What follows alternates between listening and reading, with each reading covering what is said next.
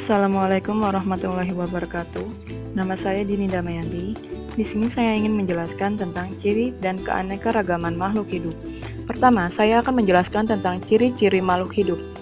Di sini kita juga dapat membedakan antara makhluk hidup dan makhluk tak hidup, yaitu kata konsep ini memiliki ciri yang paling penting adalah 1. Makhluk hidup harus bernyawa.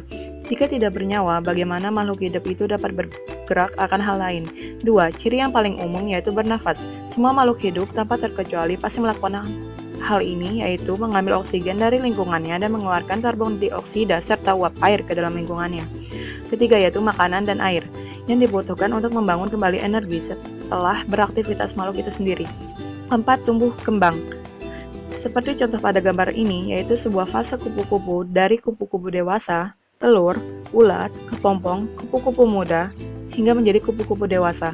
Lalu berkembang biak, yaitu proses untuk melanjutkan keturunan atau spesies agar tidak punah. Pada gambar ini, burung itu bertelur untuk melanjutkan keturunannya.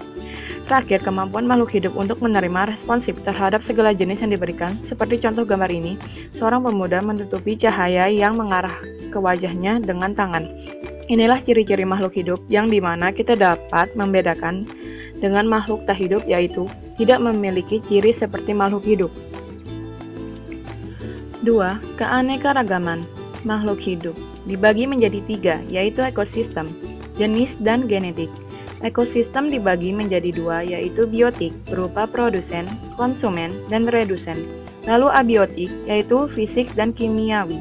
Lalu ada jenis. Yang pertama, jenis makhluk hidup di Indonesia dibagi menjadi 5 kingdom atau kerajaan, yaitu pertama, Monera atau prokaryotik, yaitu kelompok sel tidak mempunyai membran inti dan sistem endomembran.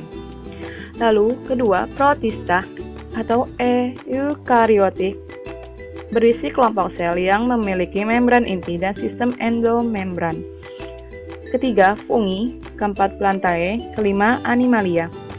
Lalu, mikrobiota atau jasad renik di Indonesia terdiri juga seperti Monera, berupa bakteri atau ganggang biru, lalu protista atau protozoa, fungi, jamur lendir, plantae, ada yang berupa algae, dan Tridopita dan animalia.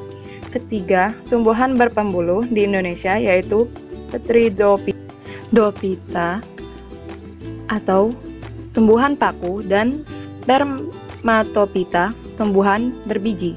Dan juga yang keempat, hewan di Indonesia. Ada avertebrata atau tak bertulang belakang dan vertebrata atau bertulang belakang. Dan kita akan memasuki bagian terakhir dari keanekaragaman itu sendiri adalah genetik.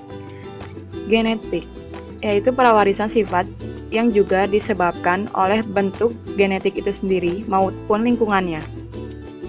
Demikian yang dapat saya sampaikan, kurang lebihnya mohon maaf. Assalamualaikum warahmatullahi wabarakatuh.